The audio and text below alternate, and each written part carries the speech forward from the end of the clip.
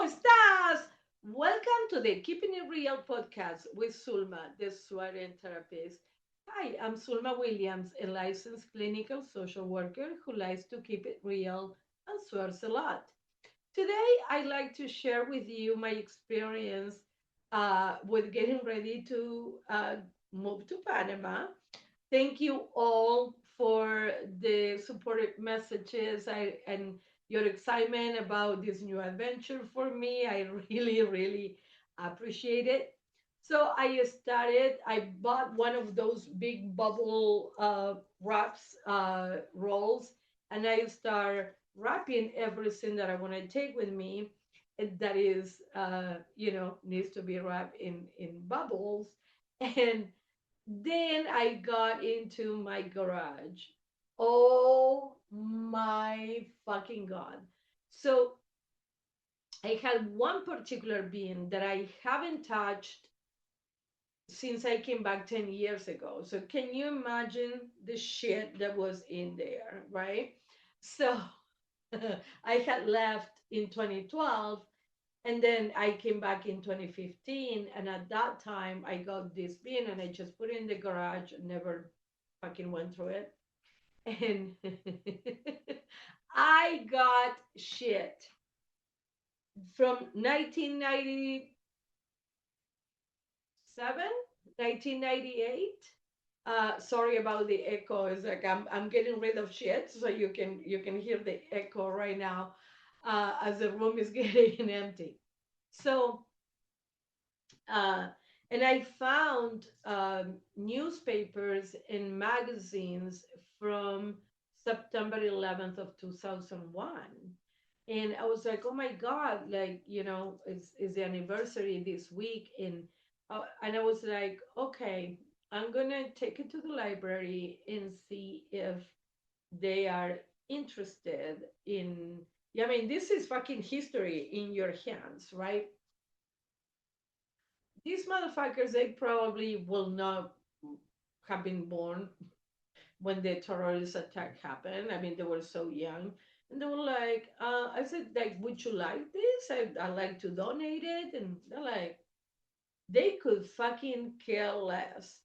And and I was kind of like, fuck you. And then I was like, positive projection, right? Like I was expecting them to be so excited as I would have been if somebody shows up with newspapers from 24 years ago about such a tragic event in our country and in the world, really. So, okay, that's that. So if you have any ideas about where I can donate these, that is going to be appreciated.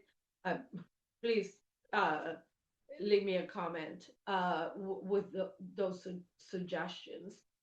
And then another wonderful thing that happened was I found letters from my mom and my dad who had passed away. And I was like, oh my God, like I opened one of my mom's letters because I'm like, I'm gonna be a fucking mess if I start going through all of this and reading them individually. And it was a letter that my mom had. She put in the letter like how proud of me she was, and it's funny because I did a podcast not too long ago, and about losing your parents, and the host asked, what would your parents be most proud of?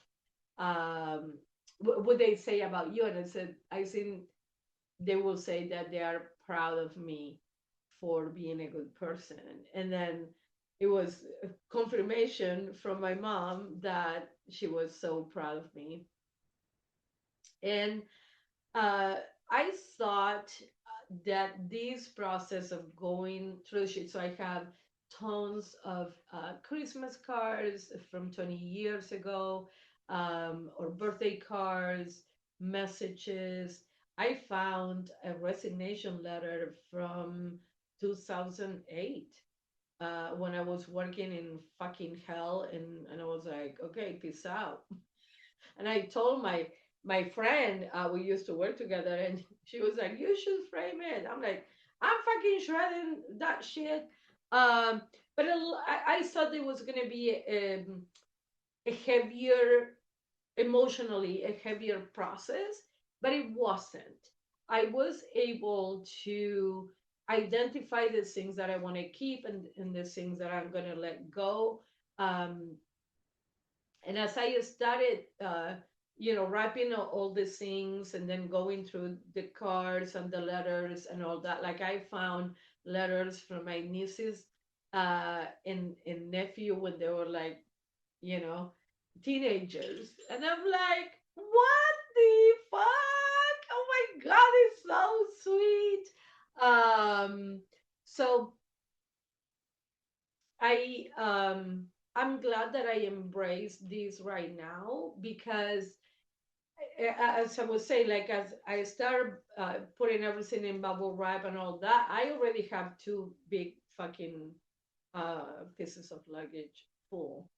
So, and I'm like, oh shit. So I'm thinking that maybe my books and these um, mementos are, I might ship them over there instead of taking them with me. But at least I have an idea of, I have a better idea of, like these things are heavy, books are heavy, papers are heavy.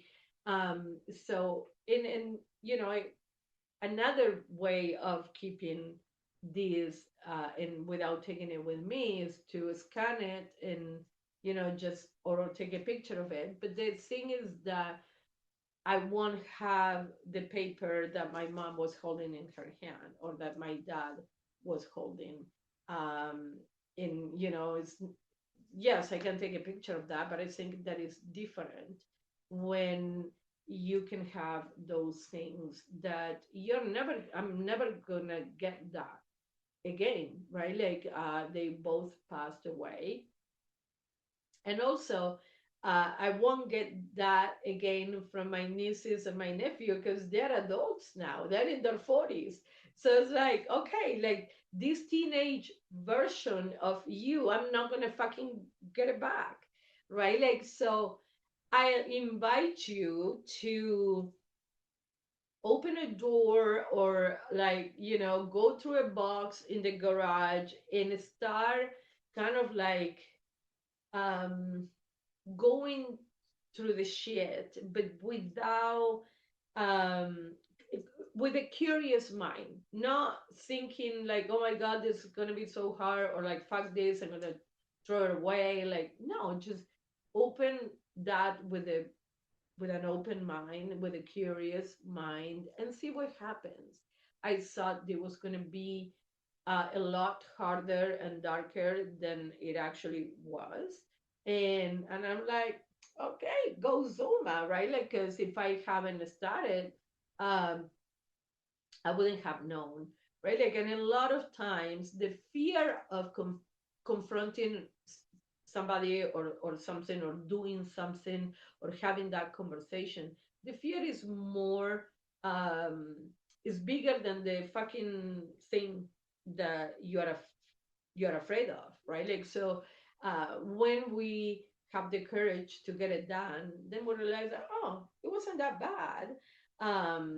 But I'm like, fucking go for it. Like, worst thing that can happen is that it is very hard for you. And okay, like, put it back and don't do it right now. Get back to that. But I'll encourage you to stop, like, running away from these difficult, quote unquote, things because they are so healing and liberating. As always, thank you so much for the support. I hope you found this helpful. I My message to you is, if you woke up today, that means that your mission in life is not complete. So keep putting one foot in front of the other, and you are going to come out of the challenge that you are currently facing. Please like, subscribe, whatever the fuck you need to do on the platform that you are listening to the podcast. Share it with your friends and follow me on Instagram at the Swearing Therapist. And I do appreciate the support. Please, thank you so much to all of you who write messages and connect with me.